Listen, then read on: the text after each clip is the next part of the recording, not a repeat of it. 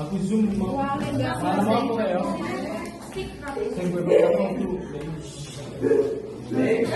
Assalamualaikum warahmatullahi wabarakatuh. Waalaikumsalam.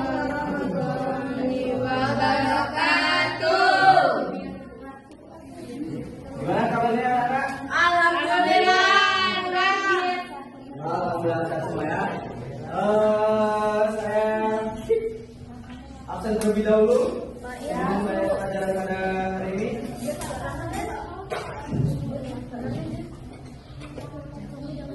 Apakah ada yang izin pada hari ini? Ada. Ada ya? Ada. Ilham. Gimana Mas Ilham? Nggak tahu Pak. Emang jarang berangkat. Ada Pak. Bola sana ya Pak. Betul. Sama itu temennya Pak Asraf. Emang sejoli dia berdua. Ya. Baik, kita mulai materi pada hari ini. Bapak akan menjelaskan tentang istihad dan bermazhab.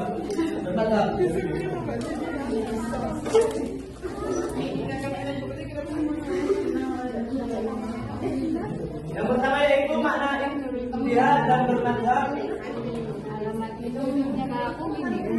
Jadi sebelumnya di sini saya akan menjelaskan mazhab. Jadi di Islam itu ada 4 mazhab. Yang pertama yaitu ada Imam Ghazali, Imam Hanafi, Imam Maliki dan Imam Syafi'i. Sudah pada hafal semua?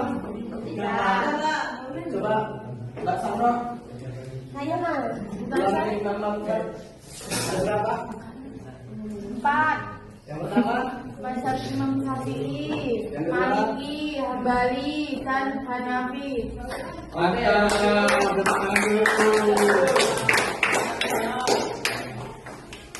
Nah, di sini ada istihad. Istihad adalah usaha sungguh-sungguh yang dilakukan para ulama untuk menetapkan hukum Islam terhadap persoalan yang belum dijelaskan secara rinci dalam Al-Quran dan hadis.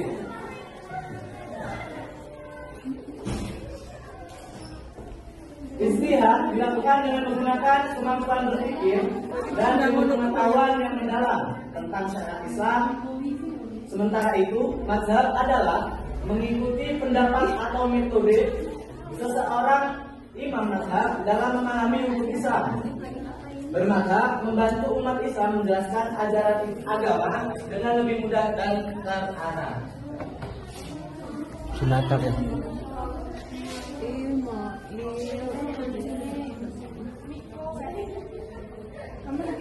Yang kedua yaitu memasuki materi dasar hukum dan syarat Iya nih. mustahil. Iya nih.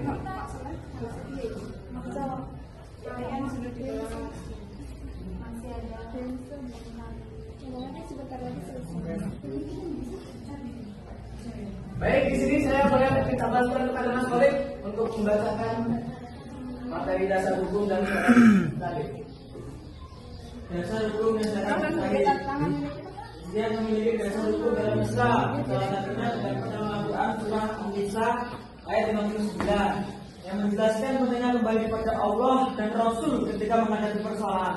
Selain itu, hadis Nabi juga menjelaskan bahwa orang yang berijtihad akan mendapatkan pahala baik hasilnya benar maupun salah. Seorang mujtahid harus memenuhi beberapa syarat seperti memahami Al-Quran dan hadis, menguasai bahasa Arab, mengetahui ilmu fikih, serta memiliki akhlak yang baik dan kemampuan berpikir yang bijaksana.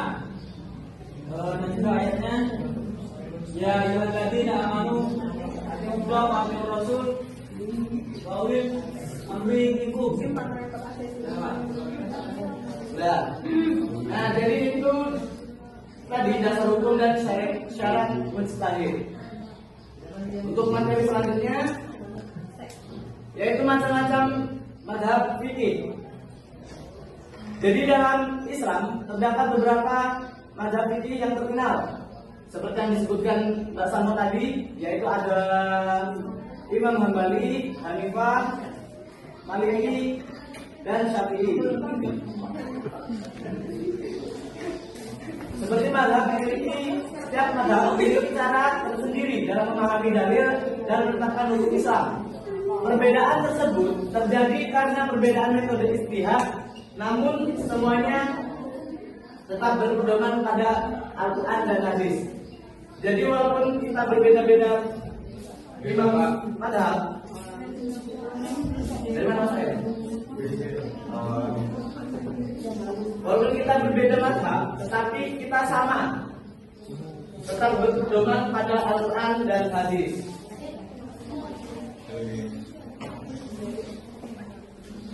Nah, jadi apakah penting, Pak? Apakah penting kita bermadzhab? Jawabannya yang cukup penting. Bermadzhab penting bagi umat Islam karena tidak semua orang memiliki kemampuan untuk melakukan ijtihad sendiri. Nah, jadi itu pentingnya untuk bermadzhab. Dengan mengikuti mazhab atau taklid, umat Islam dapat teratur. Bermadzhab juga membantu menjaga ketertiban sehingga umat Islam memiliki pedoman yang jelas dan dalam menjelaskan ajaran Islam. Tapi sini bisa dipahami untuk pentingnya bermadzhab. Saya lanjut ya untuk bertemu ya. Yang terakhir yaitu ada sikap toleran terhadap perbedaan pendapat. Perbedaan pendapat antara mazhab merupakan hal yang wajar dalam Islam. Oleh karena itu, umat Islam harus memiliki sikap toleran dan saling menghargai terhadap perbedaan tersebut. Jadi kita tidak boleh rasis terhadap mazhab-mazhab lain. Misal mazhab Syafi'i rasis dengan mazhab Maliki yang tidak memakai kunut, itu tidak boleh. Menghormati cara ibadah orang lain, nah seperti tadi kita memakai kunut untuk mazhab Syafi'i dan Maliki tidak memakai kunut, serta menjaga persatuan dan kerukunan umat dengan sikap paling hormat. Kehidupan bermasyarakat akan menjadi damai dan harmonis.